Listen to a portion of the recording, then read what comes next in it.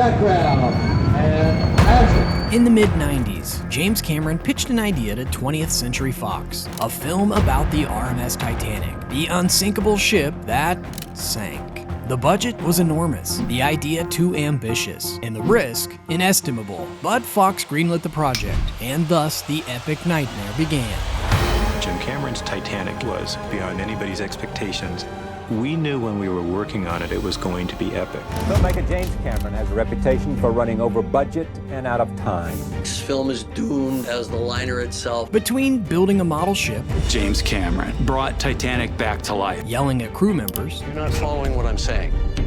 pushing his actors to their limits. It was such a long shoot, so I needed to build up resistance to things like, getting ill, which I just couldn't afford to let that happen. And convincing the world that a $200 million historical love story is worth telling. They had us toes up in a ditch before they'd ever seen a foot of film. Cameron found his way to make the film work, but at what cost? We were convinced that we were never going to work in Hollywood again. It was done. Several stories haunt the Titanic set, and a lot of them will stay buried at the bottom of the Hollywood ocean forever. So how about we dive deep into this wreck and discover how Titanic almost sank a brilliant director's career. We can never prove what actually happened. We can only prove what might have happened. In 1971, a young Jim Cameron moved from Ontario, Canada to California, an odd student who didn't like sports but enjoyed building things that went up to the sky or down to the ocean. Cameron finished high school and gave college a quick run before finding himself working as a truck driver and janitor while using his free time to study special effects. But in 1977, a movie changed the course of his life. After watching Star Wars, Cameron realized what career he wanted to pursue, so he left his part-time jobs behind to try his luck in Hollywood. It didn't take long for persistent Cameron to get an idea running. At age 24, Cameron convinced a consortium of dentists to invest in his short film, a sci-fi called Xenogenesis. While the dentists weren't pleased with the result, it impressed the independent film trailblazer Roger Corman, who offered Cameron a job as a miniature model maker. From model maker to art director, to production designer, to special effects director. In a few years, Jim climbed that ladder, and in 1982, he was given his first opportunity to direct a feature, Piranha 2. Although an opportunity, it wasn't the greatest one. Cameron traveled to Italy to make Piranha 2, but a power struggle with the executives left his hands tied when it came to creative decision-making. The frustration only worsened when the director fell ill in a foreign country. But sometimes, extreme situations bring along creative solutions. A lot of artists have their greatest ideas come from dreams, and that happened to Cameron too. In a fever dream, James Cameron had a little idea that would eventually become... Can you imagine being abroad, dealing with a high body temperature, going to bed, and dreaming of a killing robot sent from the future to assassinate you? The regular person would be terrified, but apparently not Cameron. The director turned his dream into a script. He was so sure about his idea that when his agent disliked the script, he fired the agent. Then he went out to Hollywood to sell it. Although the movie did spark some interest with studios across town, no one was willing to go the extra mile for a green, unknown director, until a former coworker, Gail Ann Hurd, gave Cameron a vote of confidence. She offered to buy the script for $1 with the condition she produced it and Cameron directed it. Beggars can't be choosers, and Cameron agreed to the deal that he would later regret. Cameron and Hurd found financiers and distribution for Terminator, and the physical production took the original budget of $4 million to $6.5. But the investment paid off. Terminator earned $78 million worldwide, putting Cameron in a much better position to negotiate his next steps. With success behind him, Cameron was offered many opportunities. One of them was to write and direct the sequel to Alien. Aliens was a box office and a critical success. The film not only generated $130 million around the world, but was also nominated for 7 Academy Awards and secured 2. Cameron's next enterprise was the movie The Abyss, yet another success at the box office. Cameron was building a trail of high-grossing movies, which earned him the necessary trust to increase his budget a film at a time. After the revenue record-breaking Terminator 2 and the American remake of the French comedy True Lies, Cameron set his eyes on his next challenge, the most expensive movie ever made.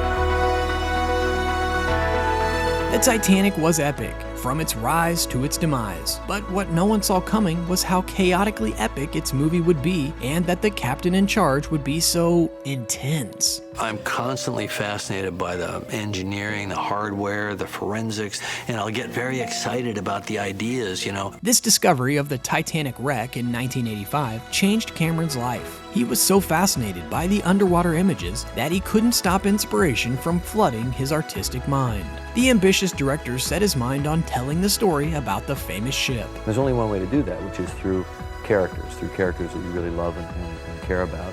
Cameron wrote his version of Romeo and Juliet against the background of the biggest maritime disaster in history. But how do you sell this megalomaniac idea to a studio? It takes place in 1912. It's a period drama. We can't have any stars because the characters are too young, and it's probably going to cost north of $100 million.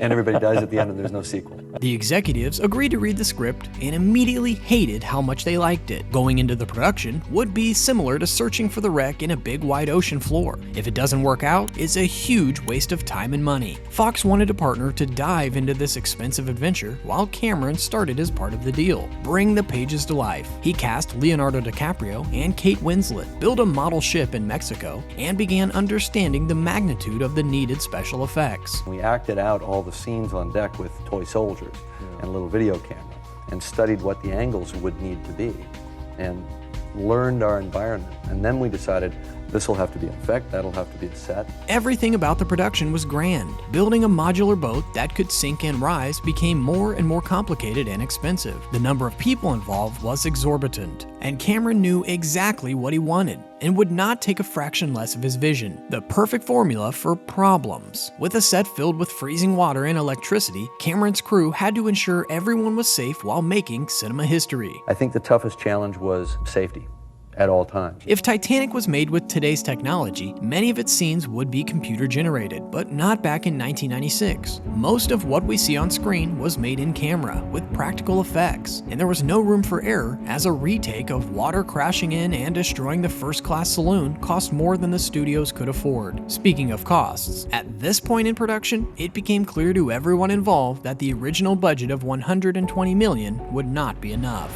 At this point, Fox had partnered up with Paramount, who was capped at $65 million, which meant Fox had to deal with the overage itself. Everyone was worried, and the press didn't make things easier. News started to spark everywhere that the production of the Titanic was as doomed as the original ship. Reports of how things were out of control, the movie was on verge of being shut down, and that Cameron would be fired and never work again as a filmmaker were everywhere, making things even harder for the director. To have everybody in the world kind of, betting against you like you're the biggest chump in history. With everyone betting against the film, Cameron's only choice was to continue to pursue his vision and push people to their limits to deliver what he was expecting to see. Cameron's way of leading the production was too oppressive to many people. Many days went as long as 20 hours. The cast and crew had crazy sleeping and eating schedules, and some even suffered from hypothermia. You felt like you were a part of the Titanic, like a survivor, said Bertha Medina, a production assistant. If anything was the slightest bit wrong, he would lose it. Star Kate Winslet told the Times in London. Yeah, the horror stories are true,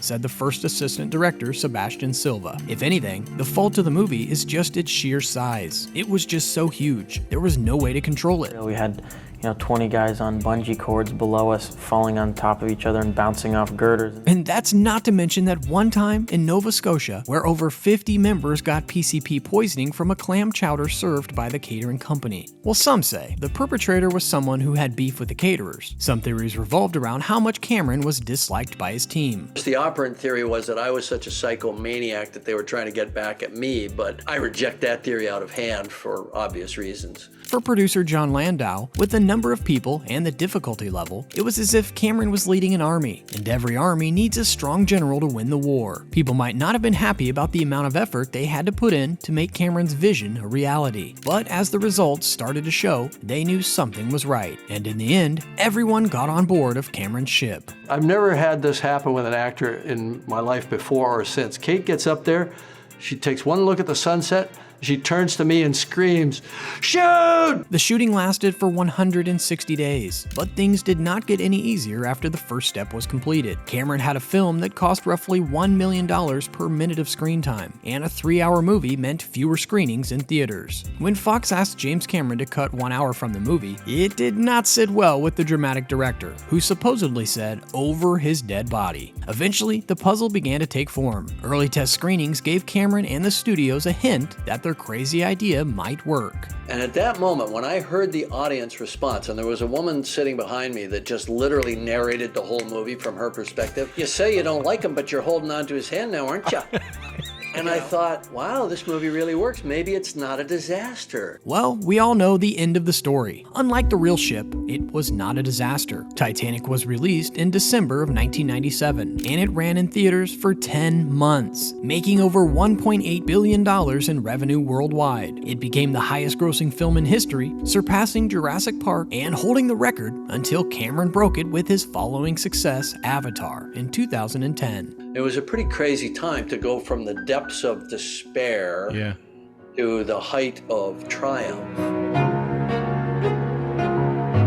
Undoubtedly, James Cameron is a passionate filmmaker willing to go to any length to get his ideas produced. So when Titanic's budget hit an iceberg, the director didn't think twice before he gave up his $8 million directing fee and prospective earnings from the film's profits to keep the production going. Well, I mean, how do you make money off the film? Don't you get a percentage? I don't make money off this film. Although Cameron claims only to have been paid his screenwriting rights for Titanic, some people say the director did end up getting some back-end profits into his pocket. We'll never know the truth, but regardless, Titanic was an important stepping stone in the director's career. Cameron kept a low profile after the movie's publicity, and for years focused on one of his other passions alongside his brother, making documentaries about the deep sea. Cameron went back to fiction by the mid-2000s, and following his project Avatar and its sequences, kept the director on the rising trajectory of high-grossing movies. So when people have a powerful emotional experience in a theater, they want to share it. Cameron definitely knows how to touch people's hearts with his stories, making them come back for more and luring their loved ones to participate in that cathartic experience. James Cameron has directed 3 of the 5 highest-grossing films of all time, and the director has plenty of awards to show that his commitment, patience, and ambition have been the right strategy to build his successful path in Hollywood. I'm the king of the world! After so many controversies, one never ceased to haunt Titanic fans. Could Jack have survived if he had shared the plank with Rose? What are your thoughts on that? Please let us know in the comments below.